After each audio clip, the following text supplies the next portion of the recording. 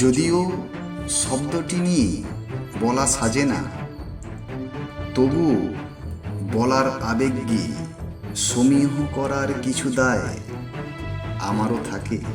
তাই সেই দায় এড়াতে গিয়ে লাগামহীন মুখে যদি বলে ফেলি যে স্বাধীনতাকে আমি যদি মুক্তি বলে মেনে নিই, তাহলে মহাকাশের মুক্তি আর এই পৃথিবীর মুক্তিকে পারলেই আমরা একটি সরল রেখায় স্থান দিতে পারি। কারণ আমি বা তুমি আসলে সৃষ্টির থেকেই তো মুক্ত ছিলাম। না না, এই দেশের কথা বলছি না, এই জীবনের কথা বলছি, আমার আর তোমার জীবনের কথা। যদি বলো স্বাধীন বা মুক্তি আমাদের ছিল না, তাহলে ব্রিটিশ বা বিদেশিদের বিদায় দেওয়ার চিন্তাই বা এলো কোথার থেকে?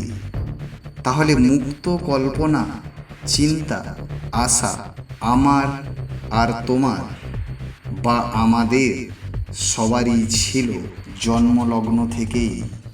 এই কথার বিপরীতে বলা যায় যে ব্রিটিশ হলো আমাদের সামাজিক অনগ্রসর আর অপ্রাকৃতিক চিন্তা, যা তোমায় আর আমায় একটি পরাধীনতায় আবদ্ধ করেছে এতদিন।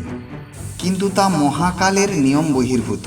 যেই দিন তুমি আমরা সবাই মুক্ত কল্পনা, সৃষ্টিশীল চিন্তা, মুক্ত মনে প্রেমে, প্রকৃতির মুক্ত গোপন ইশারায়, আপন চেতনায় উজ্জ্বল প্রদীপের শিখা, স্বার্থহীন ইচ্ছা শক্তির অগ্নি প্রয়োগে একটু শান্তিতে জ্বালিয়ে দাও। আর শুধু ভারত নয়, সারা মহাবিশ্ব হবে স্বাধীন প্রেমে মুক্তির পুনর্জন্ম। কারণ আমি সুন্দর, শান্ত, আলোর স্বাধীন শিখা। Happy independence day.